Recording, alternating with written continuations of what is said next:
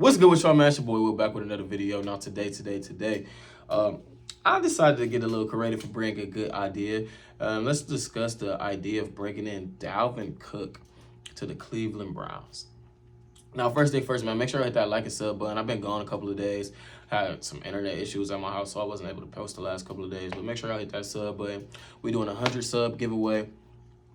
Pretty much the way to enter is just follow me on social media, Instagram, Twitter. Send me a screenshot of you subbing, follow me on Instagram and Twitter. You automatically enter. We're giving away a Browns jersey at 100 subs. But anyways, move past that. Like the video. So, can the Browns get Dalvin Cook? Interesting topic. I haven't seen this being posted nowhere. I've been kind of quick with these, like with the D-Hop thing. I was early on it. With the it was a couple of different topics, like Ezekiel Elliott. I was early on it. My Zeke video is like 3-4 weeks ago. They just started talking about Zeke on the Browns 2 weeks ago. So hopefully maybe we'll bring up the idea of getting Dalvin Cook. Now the reason why I'm bringing up the idea of bringing in Dalvin Cook comes from a simple report. Let's put two and two together. For one, the GM of the Minnesota. What is that? The Vikings?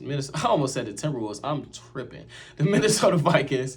So their GM comes from, the Andrew Berry tree. And that's kind of interesting now that Andrew Berry's starting to get a tree where a lot of the people that's worked for him is starting to get hired. And that's a lot different than what the Browns is accustomed to. We starting to have a little bit of continuity there in our front office, what is good to see for what we have been a dysfunctional franchise for the last up until 2017. We've been kind of a dysfunctional franchise.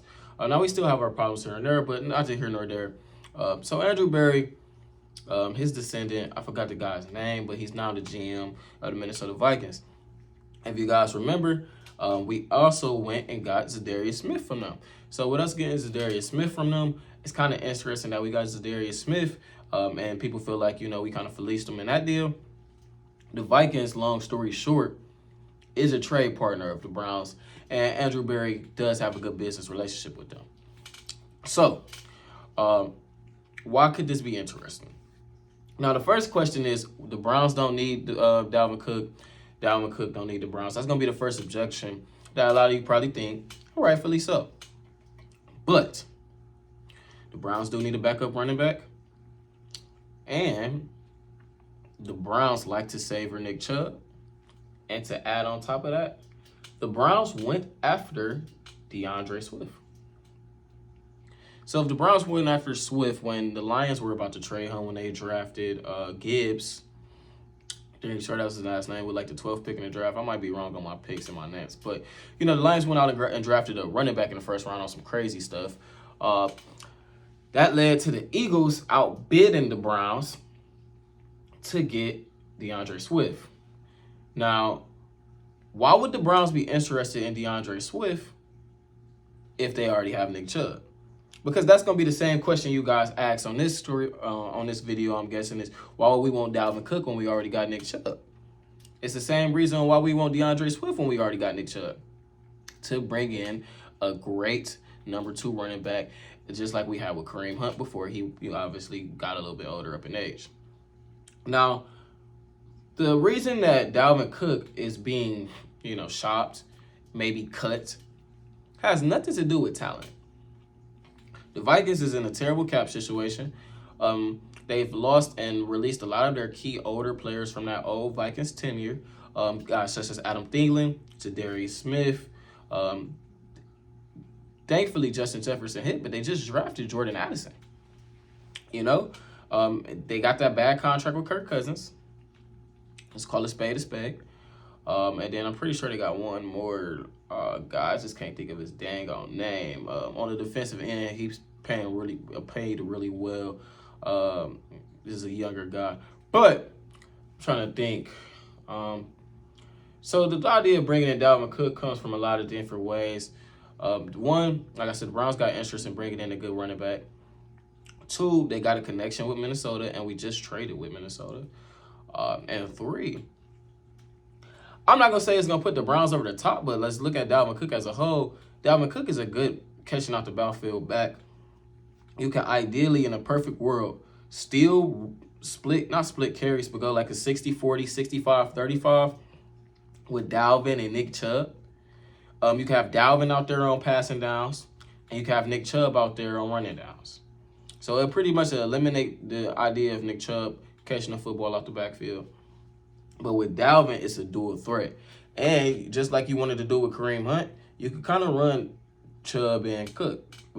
I guess we could call it Chacook. But I'm so corny. But yeah, so I feel like in the perfect world, having Nick Chubb kind of prolong his career with keeping his snap carries down, but still getting that same amount of production, bringing in Dalvin Cook in there, and then you can have Nick Chubb as like the goal line guy. Now instead, because Dalvin Cook, one thing about Dalvin, Madison was the goal line guy for the Vikings.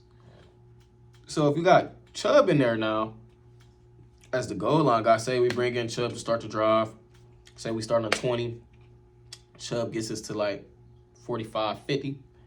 Bring in Dalvin. Dalvin gets it. Well, we say the 50. Chubb gets us to the 50. Dalvin comes in after the 50-yard line pass. Dalvin gets us to 25, 15. Chubb comes in at 15. Chubb clears us out.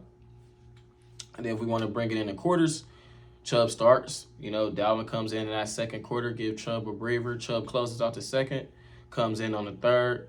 And then Dalvin closes out the third. Chubb comes in on, between like the 10-minute mark of the fourth and rides the game out.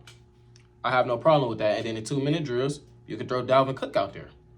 You guys got a lot of problems with, I don't, but, a lot of people that watch football brings up, Nick Chubb's inability to catch the ball out the backfield, and why Kareem Hunt was out there a lot of the times on, 2-minute drills. You could have Dalvin Cook essentially replace that role and still kind of keep Nick Chubb preserved where he's not coming out. And Dalvin Cook versus Kareem Hunt is a massive upgrade. Now, the negatives of this, let's get into it. The negatives, for one, Dalvin could want to be a star back somewhere. He could want to get paid. He is 27 years old. Now, I don't know Dalvin's market, but he could want to be the lead back somewhere. He could want to, be that main guy, try to get him another payday, and he rightfully should. And it's probably a high chance that he will want to do that.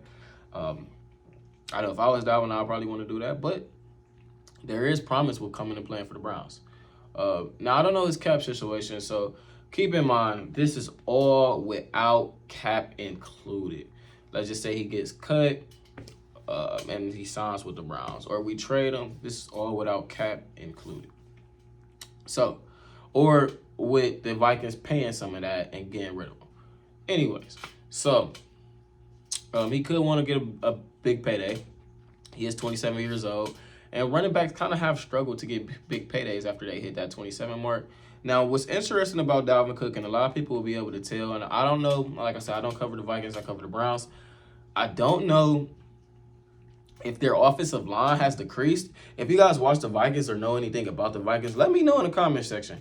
I don't know if their offensive line has decreased or gotten worse over the last years, but I know his production has. Now, he's been a 3-time pro. He's a 4-time Pro Bowler. He's been he's been a Pro Bowler 3 times in a row. He's usually that running back out there with Nick Chubb in a Pro Bowl. But look at his production. 2020, 5.0 a carry. 2021, 4.7 a carry. 2022, 4.4 a carry.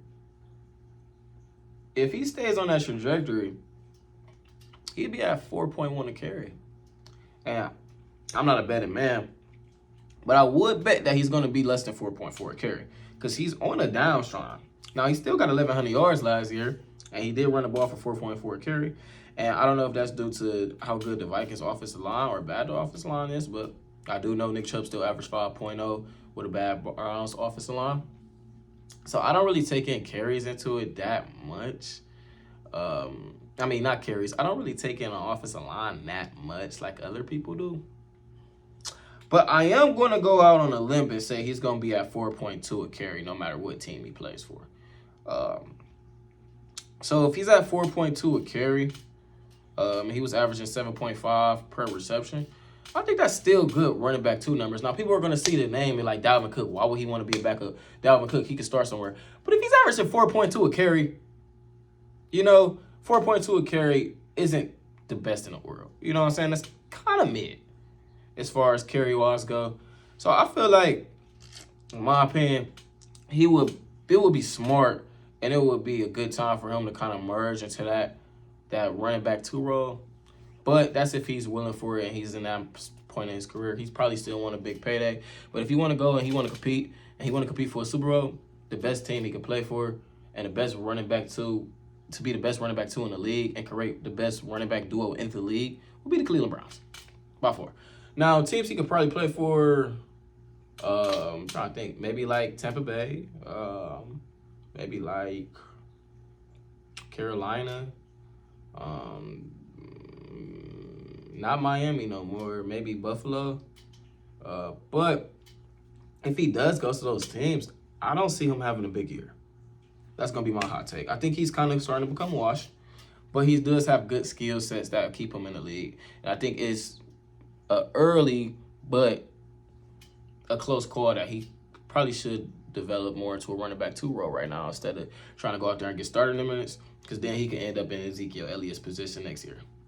That's going to be my take on it, man. Enter the contest so I could give you all this jersey. Like, subscribe, Noti Zone. I'm back uploading. We was down for a couple days. Mini camp should be coming up. D-Hop going to be signing soon. Training camp coming up. Lock in with your boy. Love y'all. Y'all all be safe. And I'm out. Peace.